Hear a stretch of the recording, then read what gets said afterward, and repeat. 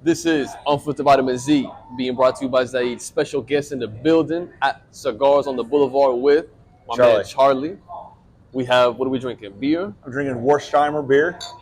Irish whiskey and Coke. I don't always drink, but when I drink, it's with folks like Charlie. And Appreciate that. Let's talk about what we smoking. Go ahead. So I'm smoking the Banker by H. Hutman. It's a very medium to full body cigar. Not much spice to it, which is a lot of people don't like spice, so it's a great cigar for that. But it's got great, very smooth smoke all day long and consistent taste, consistent burn. I'm smoking the Superfly by Oscar Valladares. I never tried the other ones because this company makes a few, but I've only tried the Superfly. They make the Leaf by Oscar. Yep. They make a series of Leaf by Oscars. That's their most popular brands. It's a great go-to. It is a great, and we were just talking before the video about go-to cigars. It's a great go-to cigar also. Highly recommend it to anyone who's in there, who's looking for smoking something. This also comes wrapped in a leaf usually. The Leaf by Oscars do. So it's like opening a little present. True. I had one as a gift actually, and I didn't know what it was. Did you like the leaf? I left it in the car for like a while. Oh. Now go lie. It was given out like this like car auction thing. It was like a little event, and I remember just like, oh, is this a cigar? And then I just like was in a hurry and left it in the car. But I realized later when I saw him here, I was like, oh shit, that's what it was. It was the Leaf by Oscar. Yeah. But anyway, what is a beginner cigar that you would recommend? A beginner cigar, I always recommend our house blends. Probably the Connecticut house blend in a Robusto size. The reason being I recommend those is because it's great mild smoke. It's not overpowering into it. It's very smooth. It's very creamy. Anybody who's smoking would like it a lot, especially for the first time. Talk to me about your first cigar. You remember your first cigar? It's probably in Iraq. So it wasn't when you was in Tennessee? No, I wasn't when I was in Tennessee. I wasn't a cigar smoker in Tennessee. My brother was a big cigar smoker, and he sent me some over to Iraq, and he had already been done one tour, and he's like, hey, man, you'll like these. And I was like, all right. So I tried one, and I've been hooked ever since. Do you remember what it was? It was done by it was a house blend from, what's it called, Cuban Paradise. Okay. Over here in Florida at the, what's it called? I think this is what it was. At the John's Pass. That's the name of the lounge? No, John's Pass is the location. The lounge is Cuban. Okay, I got you. And then, was he constantly sending you more cigars back while you were over there? No, he's cheap. One and done. He's a one and done kind of guy. Romeo and Juliet, I smoked over there a little bit. They might have been knockoffs, who knows, but they weren't bad.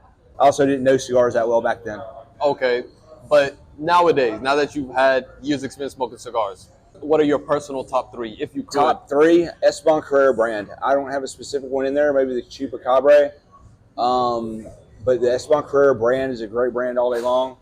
Love them. Love Leaf by Oscar. Great brand right there. Love my house blends. Perdomo is a great brand. I'm going to keep going, sorry. So you don't have a top three, but you got several. I got several that I like going to. So you just mentioned that when you were overseas in Iraq and you smoked your first cigar. Talk to me a little bit about, one, what branch military, what you did in the military, and what you specifically did overseas. I was an engineer officer in the United States Army. I advised the Iraqi Army for 3 tours and engineer operations for 2 of them and military intelligence operations for my 3rd one. What that meant was I was just teaching them how to build roads, do route clearance, which means they're finding IEDs, improvised explosive devices on the side of the roads, basically trying to keep the maneuver element, which is the infantry, safe. So let's break that down a little bit. When you were talking about the roads and the bombs, those are some of the bombs that are like undetonated. Exactly. That might have dropped and not have gone off. No. These are ones that they built out of homemade explosives like ammonia. I'm not going to get into how to build a bomb here, but basically fertilizer. I'm already on that. Yeah, are you? I am too. So we're going to red flag this thing a little bit.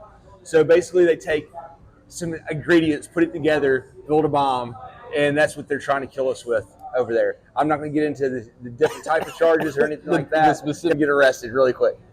You're one of the few people I've met that have been in the military. You retired, correct? I medically retired out. What did you retire as? I retired as a major. And what are the highest ranks? So I know major's up there. So major is right in the middle, so to speak. So after that is lieutenant colonel and colonel on the field grade side, and then below that is captain, first lieutenant, second lieutenant. So I'm like right smack in the middle. And then you get into your general officers, which is political positions at that point. Got you. And then after captain is what? How far until you get to general? Then it goes captain, it goes second lieutenant, major, lieutenant colonel, general, or brigadier general, major general, lieutenant general, and then general. So what are the difference? I've only seen this in movies, but tell me in real life, is there such a thing as like a 1-star general, Yes. a 2-star? Okay. 1-star general is brigadier general, 2-star general is lieutenant or major general, 3-star general is lieutenant general, and 4-star general is general. Okay. That's a lot. So no 5-star general. The highest is 4. We had the last 5-star general was Eisenhower during World War II, and he was the Allied Supreme Commander. Is what his title was. Okay. So let's go back to Iraq then. Right. How long were you there? I did a 10-month tour, a 12-month tour, 6 months in Iraq, and 6 months in Kuwait. Okay. And what years were this? 05, 06, 08, 09, 2010 for Iraq, and then it melted in 2011 in Kuwait. Okay. And what are something you weren't really aware of or sure of before, but you came out knowing? Customs and courtesies. Some basic things like don't show the bottoms of your feet to an Iraqi is very rude. Like when you cross your legs, don't cross them in a way that your bottoms of your feet are showing towards them. Make sure you cross your leg where the base of your foot's facing away. We called it the man kiss, where you kiss the cheeks, both cheeks. There's someone that you're very close to. I had a couple of Iraqi counterparts that got very close to, and we would greet each other that way. And you'd be surprised the young soldiers look at you like, "What was that?" Yeah, because they're very. And it's interesting because we're homophobic in the Middle East. Like I'm not going to deny that. Yeah, like, it's very. Dude, y'all Muslim faith. It's you throw them off the top of a building. It's straight up. Am I wrong? It's not practiced everywhere. I didn't say it was practiced. I said it's in the Quran.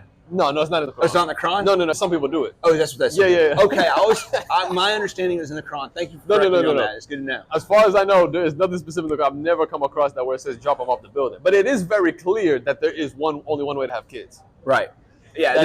That's genetics. That's not even religion. No. It's not religion for that. But it is interesting to see that how some people might see that as awkward. Yet we are a culture that's very unapologetically masculine, number one, but number two, also very pro men and women being together, but yet we don't mind two men kissing on the cheek. That's not seen as weird for us. You know what I mean? We're confident in our sexuality, in our masculinity, that it's okay. That's your homie. I held hands with my counterpart. Yeah. We would be walking down the street, the street or whatever, and we're holding hands. That's just the culture. In Africa too? In Africa, yeah. I was in Burkina Faso, Africa, for 30 days. 2 years after they had a coup. That was fun. Interesting. So, are there any other places that you've traveled to because of the military? Just stateside. Okay. Nothing big. We'll come back to the Iraq thing. You're one of the few people, I don't know if I said this earlier just now, but you're one of the few that I know that joined the military because you wanted to serve your country. Exactly. There's a lot of That's young all I folks. wanted to do. Didn't take a bonus. Got my GI Bill. Wanted to serve my country.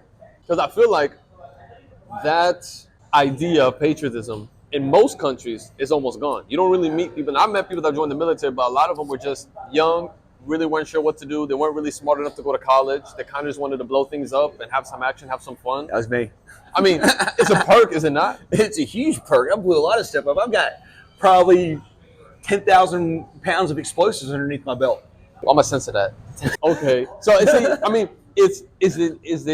it not a thing for boys, even when they become men? The toys we play with just to get bigger. You know what I mean? We used to have the BB guns and laser tag and whatnot, and then it become real bullets and real explosives. Yeah. So, again, one of the few being that you wanted to serve. Yeah. And that was something that you had instilled from you from childhood, or did it come later? Was it because of family? Because of where you grew up? It's multiple things. One, I love this country. That's the number one thing. I even got it tattooed on my arm. We the people. Get the American flag on there. That kind of thing. It does look good on camera. Not gonna Oh, it does? Yeah, it looks better in person. Look at that. Yeah. But I'm a second-generation airborne engineer officer. I'm very proud of that. In my family, you have to be airborne if you're a male, or in the Army if you're in the buttons. My daughter wants to be in the Army. We're going to make sure she's contracted airborne. She already said she wants to be airborne. She's 8 years old and already knows the airborne songs. There you go. So that's part of my family. My brother's an airborne infantryman. My father's an airborne engineer. I'm an airborne engineer.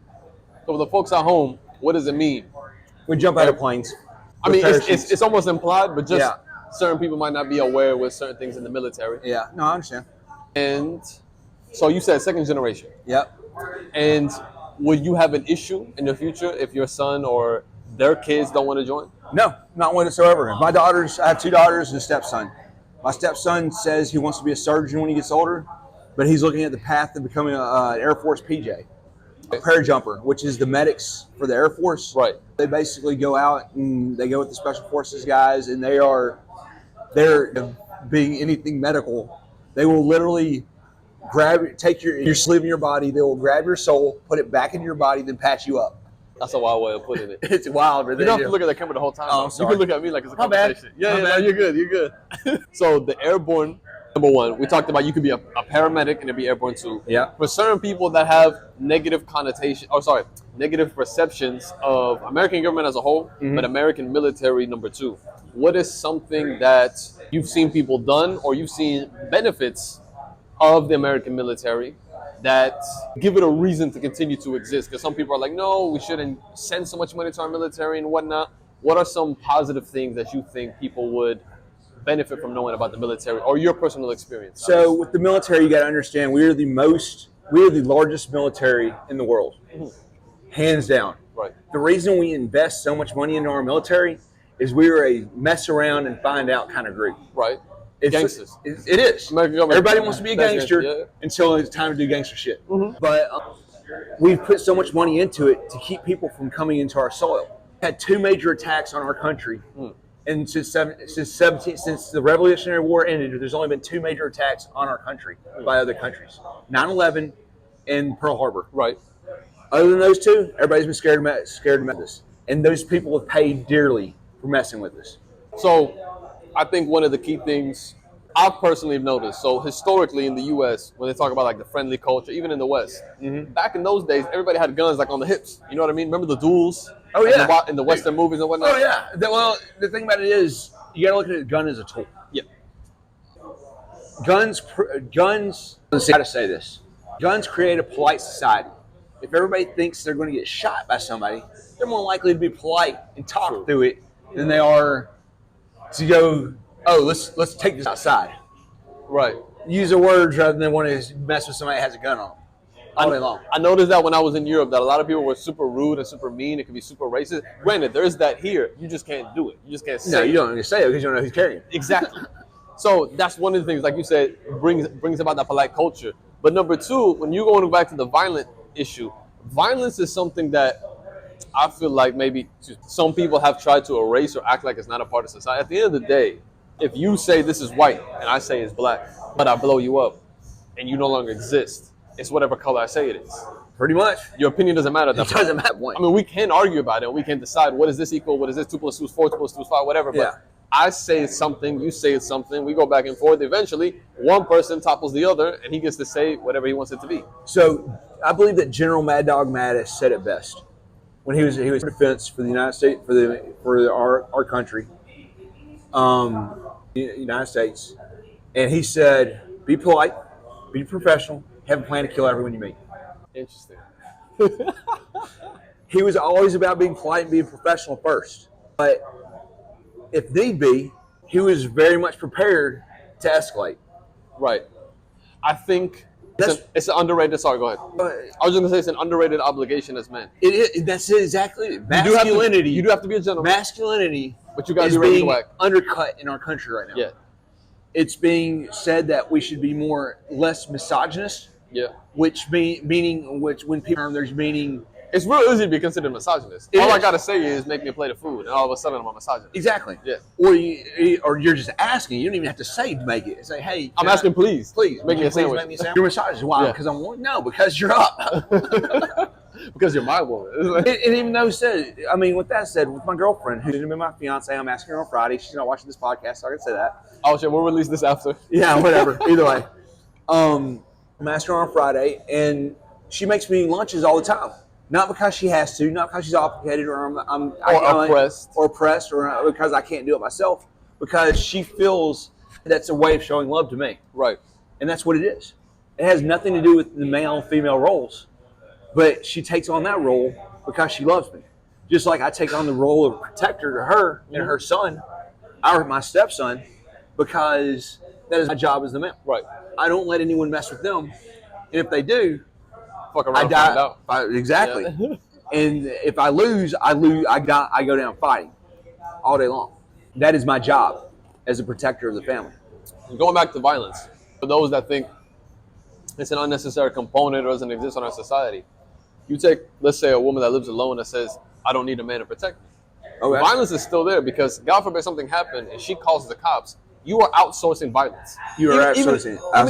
Even if you're a grown man who thinks that violence is unnecessary and whatnot, something does happen, you call the cops. You just have someone else do the violence for you, someone else to bring a gun for you. Exactly. The only difference is you got to wait 30 minutes for them to show up, if they show up on time. Exactly. While you're having the issue. Exactly. And that's the thing. Still violent.